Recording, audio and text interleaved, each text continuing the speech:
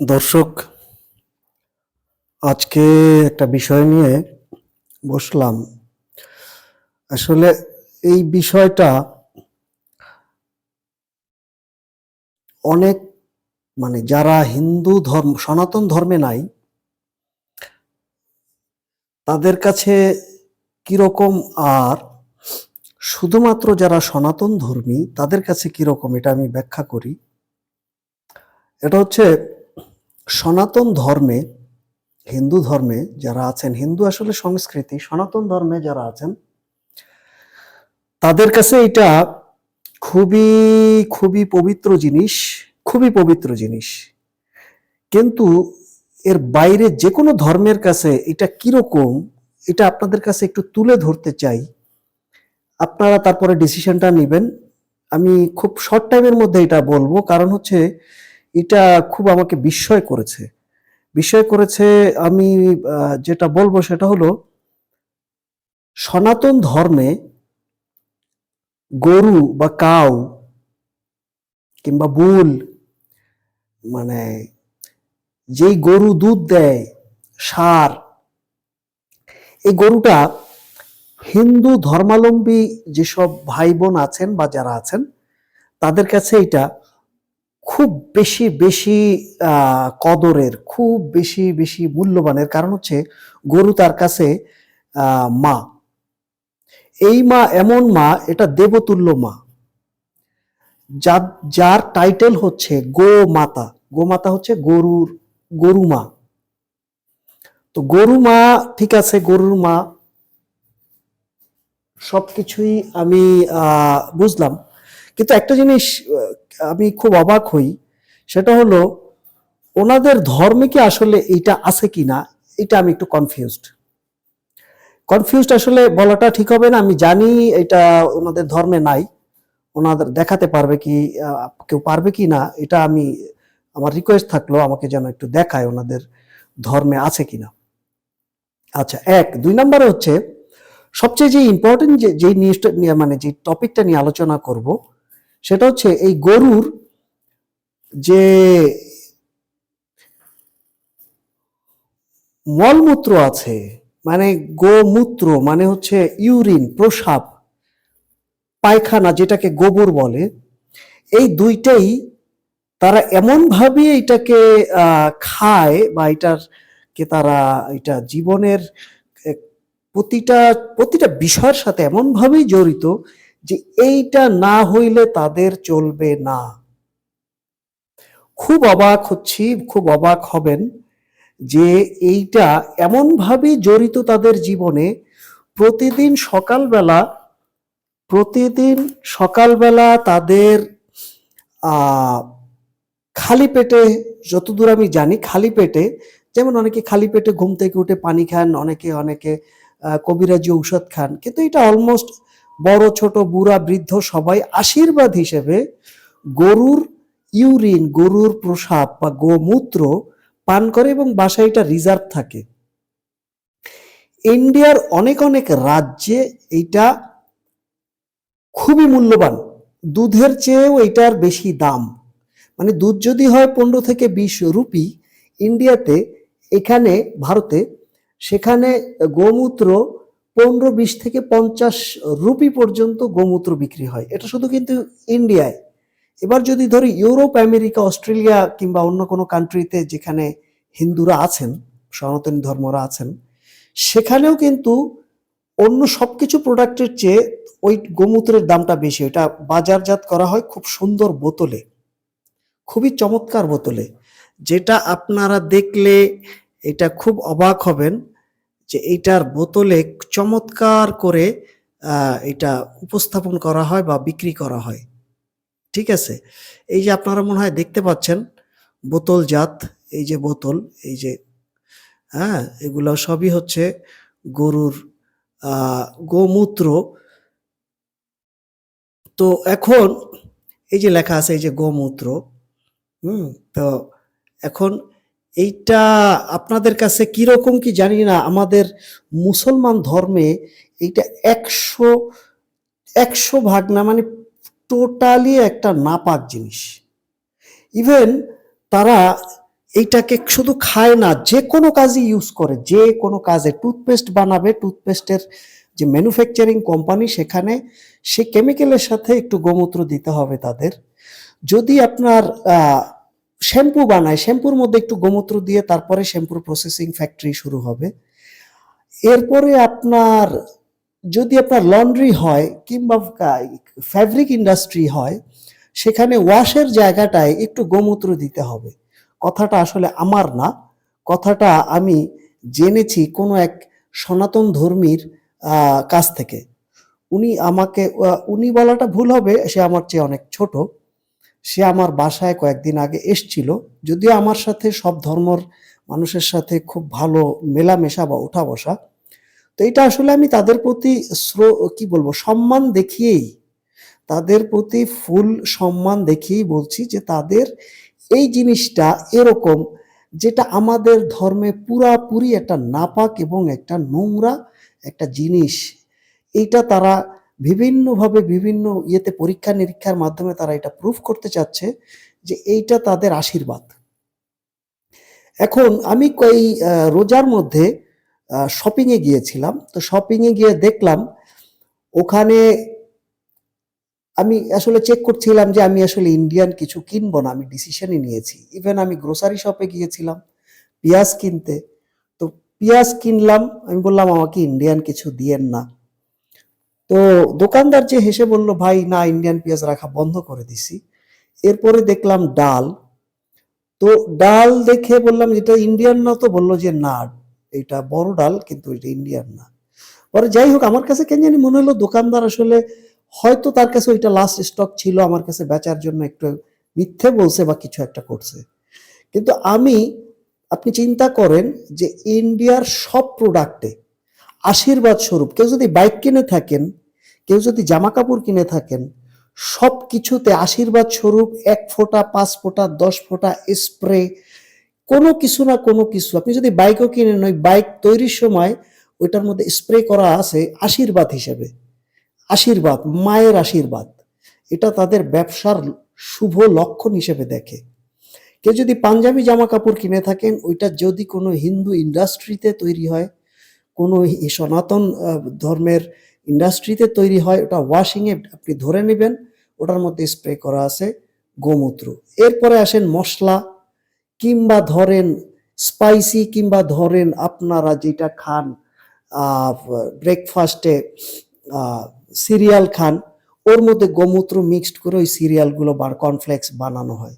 এবার আপনি ধরে নেন আপনি ইন্ডিয়ার কি খাবেন, আর কি ধরবেন, আর কি করবেন, যদি আপনি সনাতন ধর্মী না হন। তো এইটুকুই আসলে আজকে আমার বলার ছিল যে আসলে এইটা ইন্ডিয়া যেভাবে করতেছে সেটা আসলে ডিপলি মিশতে গেলে, এখানে দেখেন এই যে একজন doctor, Haryana doctor recommends eating cow ডাং টু প্রেগনেন্ট ওমেন।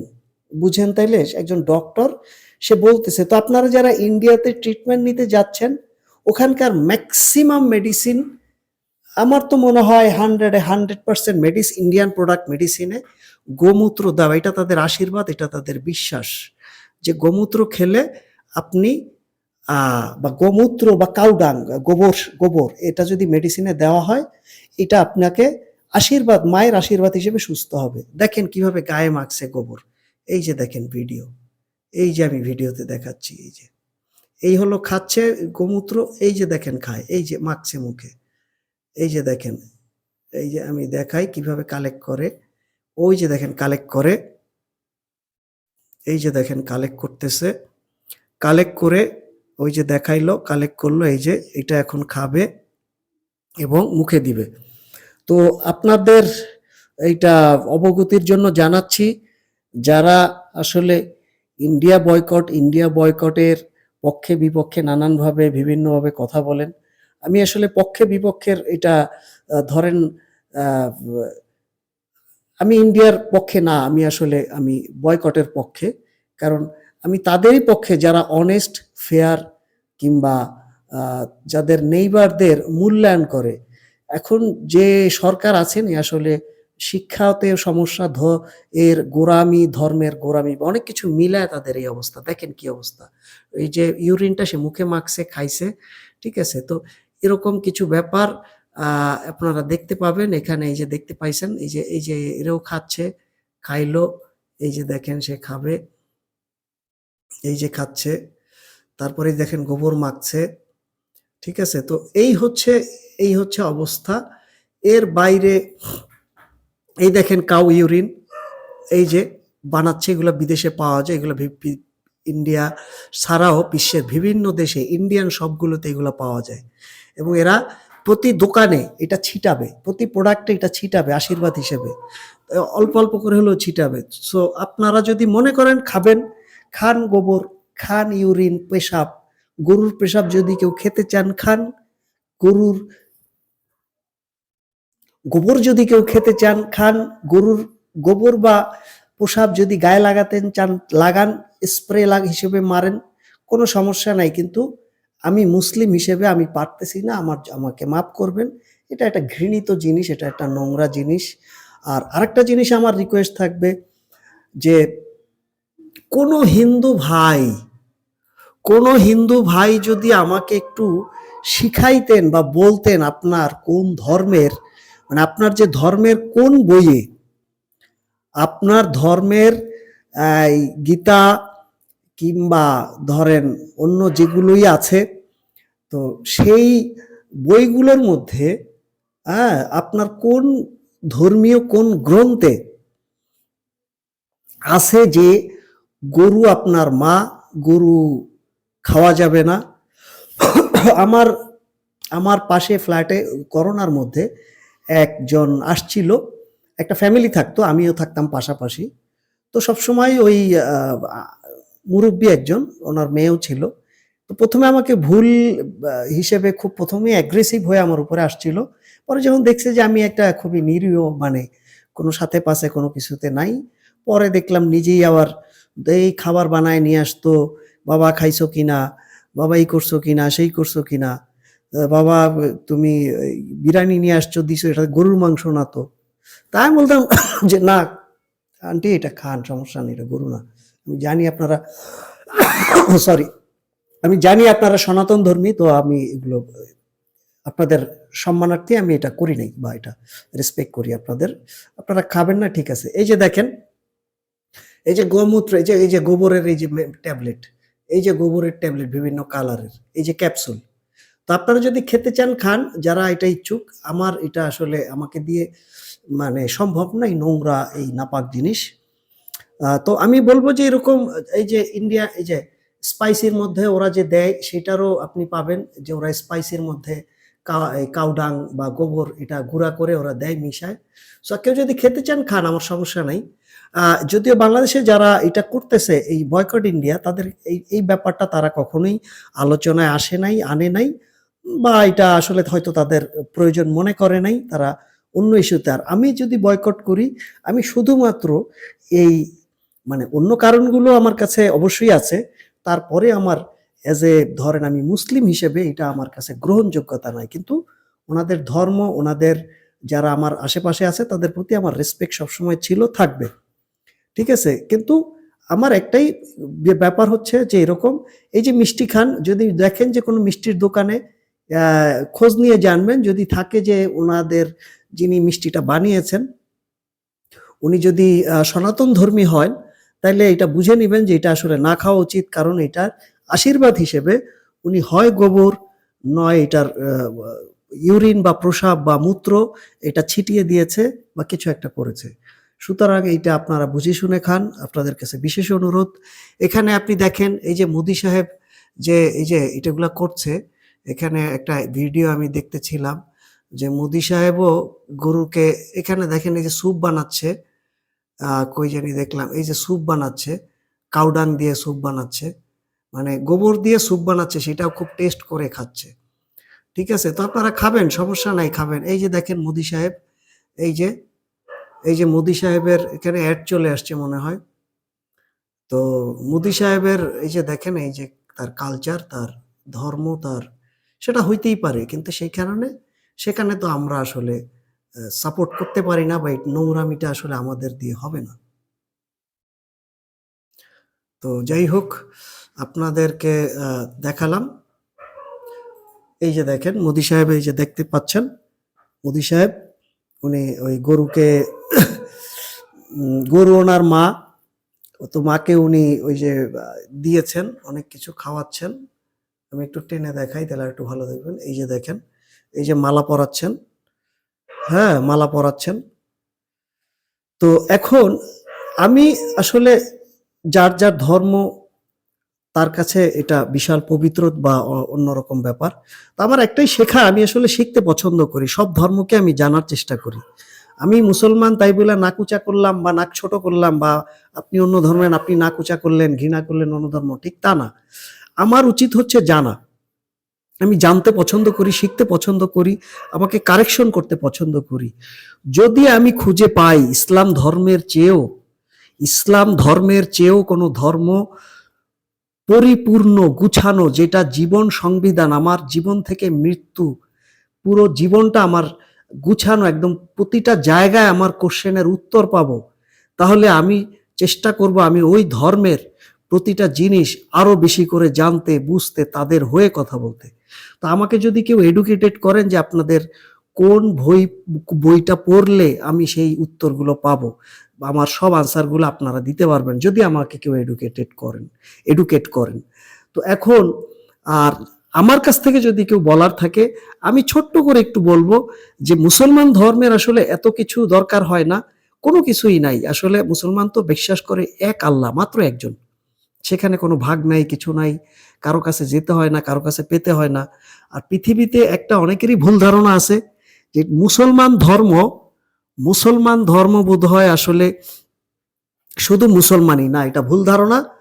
কোরআনে স্পষ্ট বলা আছে আল্লাহ যতগুলো কিতাব পাঠিয়েছেন, যেমন তিনি কিতাব সমূহ বলেছেন, যেমন তাওরাত, তারপরে ইনজিল, হ্যাঁ কোরআন।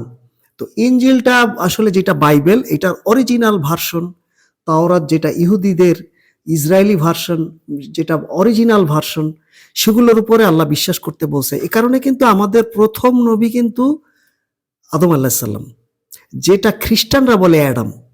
যেমন আমাদের ইব্রাহিম আলাইহিস সালাম, আমরা কোরবানিটা যে দেই, গরুর কোরবানিটা, এটা কিন্তু হযরত মুহাম্মদ সাল্লাল্লাহু আলাইহি ওয়াসাল্লামের উপরে হয় নাই, নাজিল হয় নাই। এটা নাজিল হয়েছিল ইব্রাহিম আলাইহিস সালামের উপর, যেটা খ্রিস্টানদের হলো আব্রাহাম। তো এরকমই কিন্তু আমরা কিন্তু খ্রিস্টান, ইহুদি এবং মুসলমান, তিনটা ধর্মই আল্লাহ আমাদেরকে বিশ্বাস করতে বলছে অরিজিনালটার উপরে। যেটা মানুষ কিতাব বানায় ফেলছে, ওইটা আসলটা সরায় নকল বানাইছে তাদের মতো করে, সেইটা কিন্তু না। সেইটা না বলেই কোরআনে আল্লাহ স্পষ্ট করে বলছে, এই সেই কোরআন যেটা নির্ভুল ও সত্য। মানে এটা চাইলেও আর কেউ পরিবর্তন করতে পারো না, ওই দায়িত্বটা উনি নিয়ে নিয়েছেন। তো এই জন্য অনুরোধ করব, আমাদের তো আসলে বইও একটা, আমাদের সৃষ্টিকর্তাও একজন। তো এই কারণে আপনাদেরকে অনুরোধ করব, যদি কোনো অন্য ধর্মের, বিশেষ করে সনাতন ধর্মের যারা আছেন, তারা যদি একটু কষ্ট করে আমাকে বলতেন যে আমি আপনাদের বেদ পড়ব নাকি আহ রামায়ণ পড়বো না কি পড়বো, এটা আমাকে যদি বলে দেন, বা কোন দিক থেকে কি পড়লে আমি ফুল ক্লিয়ার ধারণা নিতে পারবো, আমি তাহলে উপকৃত হব। এক, 2 নাম্বার হচ্ছে, আমার পক্ষ থেকে যদি বলার থাকে, আমি বলবো আপনারা কোরআনের অল্প কিছু পড়েন, তাইলে আপনাদের বেসিক আইডিয়াটা পেয়ে যাবেন। যেমন একদম প্রথম পৃষ্ঠা থেকে 70 পৃষ্ঠা, প্রথম পৃষ্ঠা, এই সূরা ফাতিহা বা আলহামদু সূরা ফাতিহা সহ সূরা বাকারা, এইটুকু পড়লে আপনাদের একটা বেসিক নলেজ আসবে। এরপরে আপনারা বুঝবেন যে আসলে আরো ডিটেল চাইলে আমি ভিতরে গেলে আরো ডিটেল পাবো। এইটুকু পড়লে আপনারা, মাত্র 70 পৃষ্ঠার মতো, আপনারা পড়লে অনেক কিছু ক্লিয়ার হয়ে যাবেন, এবং খুব ওপেন। এটার মধ্যে আপনার কোনো আহামরি শিক্ষিত হইতে হবে না, কিচ্ছু না। আপনি আপনার ভাষায় ট্রান্সলেট, যেটা আরবি না, আরবির পাশে দেখবেন ট্রান্সলেট থাকে, এবং এর সাথে টিকাও থাকে যে কোন ঘটনার সময় এইটা বলেছিলেন আল্লাহ, কেন বলেছিলেন। তো এইটুকু যদি পড়েন, আশা করি আপনারা উত্তরটা পেয়ে যাবেন। আর এই যে আপনাদের যে ধর্মে যদি আপনাদের কোথাও থাকে যে গরু খাওয়া, গরু মা নিষিদ্ধ, আপনার গরু আপনার মা এবং গরু খাওয়া নিষিদ্ধ, তাহলে আমাকে একটু কষ্ট করে দেখাবেন, তাহলে আমি উপকৃত হব। 2 নাম্বার হলো আপনাদের মোদি সাহেব, সে এত ধর্মান্ধ, এত ধর্মান্ধ হইলে তাহলে তার কিন্তু প্রিয় বন্ধু ইসরায়েল এই রিসেন্টলি কয়েকটা গরু জবাই করছে, ঠিক আছে? তো সেখানে উনি কোনো কিছু করতে পারে না। উনি ওনার যত প্রতিশোধ, যত কিছু, যত জেনোসাইড, গণহত্যা সব মুসলমানের উপরে এবং ইন্ডিয়ায় যারা থাকে তাদের উপরে, আশপাশে যারা থাকে তাদের উপরে।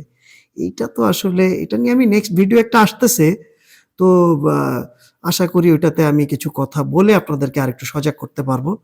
তো ভালো থাকবেন সবাই, আবারও দেখা হবে। এই ব্যাপারটাতে আমি আসলে মেনে নিতে পারছি না। আর যারা যারা অন্য ধর্মাবলম্বীর যারা আছেন, তারা যদি আপনারা মনে হয় যে হ্যাঁ ইন্ডিয়ার সব যে কোনো প্রোডাক্টই আপনার কোনো আপত্তি নাই, এটা দেখা যায় না, এটা ভুয়া কথা, তাহলে এটা আপনার কাছে। আমি যেটা জেনেছি, আমি যেটা প্রমাণ পেয়েছি এবং যার সত্যতা পেয়েছি, নিজ থেকে প্রমাণ পেয়েছি, কোনো শুনে তো কিছু পেয়েছি, বাস্তবে কিছু পেয়েছি, সব কিছু মিলে আমি আসলে ইন্ডিয়ান প্রোডাক্ট এই কারণেই বয়কট করছি, কারণ আমি নাপাক কোনো কিছু বা যেগুলোর কোনো সায়েন্টিফিক কিছু নাই, বা এটা আসলে নাপাক। আপনি গোবর খাবেন, আপনি গরুর ইউরিন খাবেন, ঠিক আছে?